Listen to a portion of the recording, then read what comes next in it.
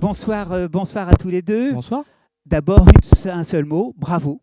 Merci. Eh bien, merci. Bravo, parce que Merci beaucoup. vous avez, alors on a travaillé un petit peu et vous avez été élu donc troisième lauréat de cette initiative. Alors moi, il y a une petite question qui me taraude. On est dans le numérique et pour autant, vous êtes une maison d'édition. Alors, où est le lien entre le numérique et l'édition? Est-ce que j'ai manqué quelque chose? Oui, vous avez raison. Normalement, on ne devrait pas être ici, vu qu'on est très attaché aux livres. On adore les livres papier. Et en plus, on parle de patrimoine à travers ces livres. Mais justement, le numérique, assez tôt, on est créé depuis 2018, assez tôt, on s'est dit que le numérique pouvait nous aider à faire partager des sujets patrimoniaux, à donner envie à des gens de découvrir des lieux, puisque le patrimoine, c'est largement des lieux, et pouvait être une passerelle entre le livre, le sujet et ces lieux-là. D'accord. Donc ça, c'est un peu, j'allais dire, votre axe éditorial qui est vraiment la promotion des lieux exceptionnels, des lieux de patrimoine, des lieux naturels également. Donc c'est sur cette notion de valorisation. Euh, Monsieur Quenu, dites-nous un petit peu aussi la particularité de votre, ou en tout cas la largesse de votre clientèle, de votre cible, public cible. Oui, alors effectivement, nous, ce qu'on a décidé dès le départ, c'est d'associer à la fois une maison d'édition qui va à la rencontre de la jeunesse, donc avec des collections jeunesse, d'un jeune public, donc des livres qui concernent, on va dire, des enfants pour l'instant de 6 à 12 ans, et puis d'un autre côté, des histoires, des livres pour le patrimoine qui parlent de l'histoire et du patrimoine, donc à destination d'un public plus adulte. Et dans les deux cas, on souhaite rendre accessible via le numérique des compléments augmentés, des capacités à proposer autre chose que le livre à partir du livre de papier. C'est ce que disait Blaise jusqu'avant. Donc là, notre objectif, c'est d'élargir le public à la fois de lecteurs, mais aussi de lecteurs qui veulent découvrir autre chose que le livre. D'accord, donc finalement, on est dans une multidimension. On passe du papier à la dimension numérique avec un élargissement du contenu. Et puis certainement aussi dans cet état d'esprit qui vous anime, l'ouverture vers autre chose, finalement le livre est un support à la connaissance dans votre initiative. Oui, exactement. En fait, on parle même de transmédia. On va utiliser, le livre reste le pivot, mais on va utiliser d'autres outils pour faire découvrir ces sujets-là. Et notre solution permet d'adapter les contenus d'un livre à la langue et au handicap du lecteur. C'est là où on veut toucher le plus grand nombre de personnes. Très bien, bah écoutez, franchement, bravo encore, bravo pour cette initiative. J'appelle Christine et Yensur Engui. Rejoignez-moi sur le plateau.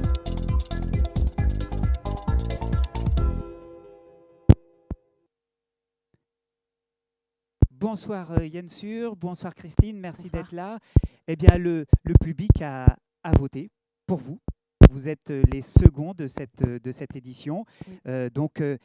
Sur le podium, c'est une belle chose. Je vous vois sourire tout heureux. Alors déjà, première chose, alors c'est vrai que nous, on a déjà eu l'occasion de discuter. Dites-nous un petit peu ce qui vous amène à cette situation. On vous voit plein d'entrain. Expliquez-nous un petit peu ce que fait BrightMed qui reçoit ce soir le deuxième prix. Très bien. Alors déjà, merci de nous recevoir pour cette remise de prix. Et alors, qu'est-ce que c'est BrightMed? C'est d'abord une aventure humaine formée par une équipe formée de pharmaciens, d'ingénieurs, qui ont fait un constat par le fait qu'aujourd'hui, il faut savoir que dans le monde de la pharmacie, il y a un nombre record de fermetures de pharmacies en France, et on a fait ce constat qu'il fallait qu'on apporte de l'innovation dans le monde de la pharmacie. Et c'est comme ça qu'est né le projet BrightMed, qui était tout d'abord une idée de deux pharmaciens qui, avec le travail en pharmacie et le constat du monde en pharmacie qui était un peu en retard, on s'est dit qu'il fallait qu'on apporte de l'innovation. C'est comme ça qu'est né le projet BrightMed. D'accord. Alors finalement, oui, vous apportez une valeur ajoutée aux pharmaciens. Alors dites-nous d'abord en quoi ça consiste, mais finalement, les bénéficiaires ne sont pas que les pharmaciens, c'est aussi les patients, ceux qui, comme vous et moi, allez aller en pharmacie et puis finalement, votre outil, et vous allez nous le décrire précisément, aide à la décision, tout autant les patients que les pharmaciens. Dites-nous un petit peu de ce dont il s'agit physiquement. C'est-à-dire que moi, je rentre dans une pharmacie, en quoi je vais voir votre œuvre, votre initiative BrightMed? Alors, nous, on a développé donc un logiciel qui est intelligent, qui va prendre en compte les besoins de la personne qui vient en pharmacie et avec son profil, ses préférences, suggérer en fait une sélection de produits qui est la plus adaptée et qui est disponible en pharmacie. Donc, comment ça se passe? Nous, on a créé 2 produits. C'est tout d'abord une borne qu'on va trouver en rayon en pharmacie pour le patient directement, pour qu'en fait, il puisse rechercher les produits qui sont bien sûr sans ordonnance et trouver vraiment une sélection qui est complète, adaptée, efficace à son problème. On a créé également une tablette équipe qu'on donne aux pharmaciens, parce que comme on le sait, nous on est pharmaciens, mais il y a la pharmacie et le commerce avec le plus de produits au mètre carré. Donc il est extrêmement difficile pour le pharmacien de s'y retrouver rapidement. Et en plus, nos patients, nous-mêmes, vous-même, nous devenons de plus en plus exigeants. Les gens veulent des choses sans parabènes, des choses véganes, des choses bio. Donc en fait, ça devient de plus en plus, je dirais, non, pas difficile, mais il faut une connaissance la connaissance requise est de plus en plus large à avoir pour pouvoir répondre correctement à ce genre de demande. D'accord, donc finalement, en fait, vous proposez un outil d'aide à la décision très intuitif, hein, bien sûr, tout autant aux praticiens que aux consommateurs, voilà, aux clients de la pharmacie qui, sur un simple clic, en tout cas sur quelques critères, effectivement, vous disiez, eh ben, écoutez, moi je suis végane, j'ai pas d'excipient ceci, pas de sucre cela, eh bien, je trouverai plus facilement et grâce aussi à l'aide de mon pharmacien, le produit qui correspond bien à mes critères spécifiques, il y a effectivement cette tendance à une personnalisation, d'où la nécessité d'assister nos pharmaciens.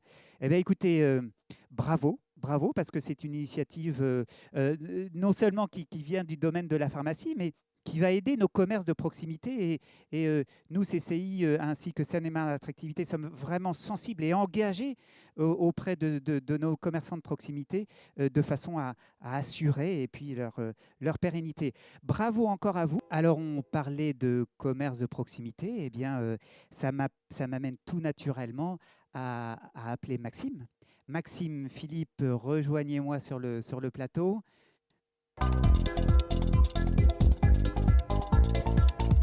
Vous êtes en haut du podium. C'est à vous que revient le premier, voilà, la coupe pour ce challenge numérique 2021.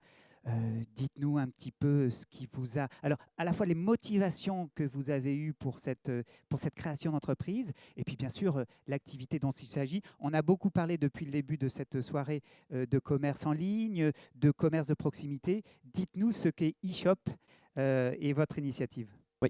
Alors, pareil, tout d'abord, je tenais à remercier tous ceux qui ont pu voter pour nous, parce que du coup, on a une communauté qui est assez présente derrière notre projet et j'espère qu'ils nous regardent ce soir. Je tenais vraiment déjà à les remercier parce qu'on les a sollicités, ils ont répondu présent. Concernant donc notre projet eShop, alors le projet, c'est une plateforme digitale donc, qui est disponible sur PC, tablette et smartphone et qui a été créée en 2018 pour permettre aux professionnels de proximité de développer leur activité en ligne. Donc de façon générale, de soutenir l'économie locale, les circuits courts et de redynamiser nos centres-villes. Donc l'idée derrière tout ça, en fait, elle est née du constat que le commerce de proximité accuse vraiment un retard conséquent sur le digital. Et aujourd'hui, il ne joue pas à armes égales face aux grandes enseignes qui, eux, ont des moyens démesurés pour communiquer, pour vendre en ligne. Et donc, on a créé cette plateforme pour permettre au plus grand nombre de disposer de fonctionnalités complètes pour justement développer leur activité.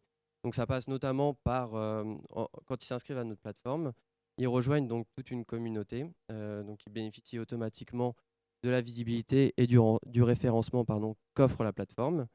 De là ensuite ils peuvent vendre en ligne, donc ils peuvent ouvrir une boutique avec un paiement en ligne sécurisé, click and collect, voilà, qui sont des choses qui peuvent être un peu compliquées quand on ne sait pas trop dans quoi se lancer. Donc vraiment la plateforme gère tout pour eux, ils ont juste à renseigner quelques informations et à mettre leurs produits en ligne. Donc, bien sûr, on a une équipe aussi commerciale qui accompagne et ça, c'est très apprécié de la part de nos commerçants parce qu'on est très présent avec eux pour le suivi et pour l'évolution des fonctionnalités de la plateforme. Donc ça Euh, signifie que moi qui suis un commerçant mais peu agile dans le domaine du numérique, finalement je vous confie à la fois mes références, ma boutique, et vous vous chargez, somme toute avec une contribution bien évidemment, vous vous chargez avec le peu de soucis que j'aurai, vous vous chargez de mettre en ligne mes produits et ainsi de fidéliser bien sûr la clientèle, on en a parlé oui. lors de notre échange, mais également aussi de promouvoir ma gamme aussi. Oui, alors du coup, c'est là la force de notre outil, c'est que il y a beaucoup de plateformes qui proposent ils verrouillent la solution où on est obligé de passer par l'équipe et donc de renseigner tout via leur équipe. Et donc effectivement, ça coûte de l'argent. Nous, on propose cette solution justement en option, mais ils peuvent aussi le faire par eux-mêmes. Donc voilà, il y en a qui aiment aussi bien bidouiller. Mais voilà, en fait, toutes les fonctionnalités qu'on a développées dans cet outil, elles sont le fruit d'une étude de marché. Et en fait, pendant cette étude de marché, on s'est rendu compte quand même que le commerçant qu'on peut croiser dans la vie de tous les jours n'est pas forcément à l'aise avec l'outil informatique. Donc, on a vraiment travaillé beaucoup sur l'expérience utilisateur, sur les interfaces, de fait que ce soit très facile d'utilisation. Et on a beaucoup de retours justement positifs dans ce sens-là. Et voilà, en quelques clics, ils peuvent vraiment avoir une boutique en ligne opérationnelle. Chose aussi que je n'ai pas dite, mais ils peuvent communiquer, donc créer des campagnes marketing. Ils peuvent fidéliser leur clientèle, voilà, avoir des cartes de fidélité dématérialisées, qui est aussi un service très, très intéressant pour les consommateurs. Voilà, tout un système de bons cadeaux. Et il y a d'autres fonctionnalités, effectivement, aussi qui sont à retrouver sur notre site internet. Mais la plateforme est en pleine expansion et on est vraiment très heureux. Aujourd'hui, on a, après un an de commercialisation, un peu plus de 450 professionnels inscrits et un peu plus de 1500 membres consommateurs donc voilà, qui bénéficient de toutes les fonctionnalités au quotidien sur notre plateforme. Eh ben, écoutez, c'est extraordinaire. Votre initiative, j'allais dire, heureusement ou pas, mais en tout cas, est arrivée au bon moment dans une crise sanitaire qui a secoué notre tissu économique et qui, du coup, certainement, j'en doute pas, a permis à nos commerçants, malgré le contexte, d'être présents auprès de leurs clients par le biais de votre service. Il y a un autre point que nous évoquions ensemble, c'est aussi votre proximité avec les collectivités locales. Dites-nous un petit peu, parce que il me semble que vous avez finalement un lien assez proche avec les collectivités locales qui hébergent, en tout cas qui accueillent ces commerçants. Oui, alors du coup, au développement de l'application, donc on est rentré en contact dans un premier temps avec les mairies et avec justement les associations de commerçants qui pour nous étaient le point d'entrée en fait pour pouvoir rentrer en contact avec le plus de commerçants et déployer la solution. Et au final, ça nous a fait naître l'idée parce que les mairies avaient vraiment des intérêts convergents avec notre application. Et de là donc, est née l'idée de pouvoir, dans un second temps, donc aujourd'hui c'est en stade de développement, mais intégrer les villes au sein de notre application pour que les mairies ou les associations de commerçants puissent participer à donner du contenu en fait sur la plateforme. Et voilà, du coup, on peut très bien imaginer que demain, on peut aussi retrouver, en plus de la possibilité, admettons, de commander son panier de légumes et se le faire livrer le soir chez soi, pouvoir avoir les événements culturels, les alertes de tout ce qui se passe dans sa ville, les événements importants, dans un seul endroit. Et voilà, un outil vraiment complet, je pense, pour un écosystème digital urbain qui est, voilà, pour Eh ben, nous. écoutez, ce soir, c'est votre fête. Et puis, je ne doute pas que les commerçants qui nous écoutent se connecteront et puis seront bien attentifs à l'offre que vous proposez.